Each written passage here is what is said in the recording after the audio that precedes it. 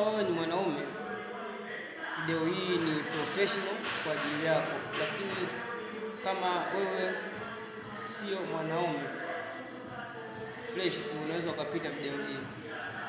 Napenda kuongea hivi kwa sababu wewe mwanaume, kumbuka kuwa usiache kupambana, kwa sababu kesho yako ipo. Yaani fungu lako la kuja kupata siku moja lipo. Nasema hivi kwa sababu gani? Ukiamka asubuhi, kitu cha kwanza muombe Mwenyezi Mungu. Muombe Mwenyezi Mungu kwa bidii. Ukishamaliza, piga push-up zako 55 zinatosha.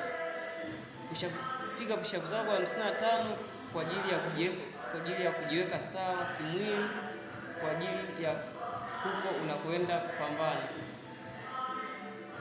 huku ukiamini kwamba siku moja utakuja kukomboa katika haya maisha.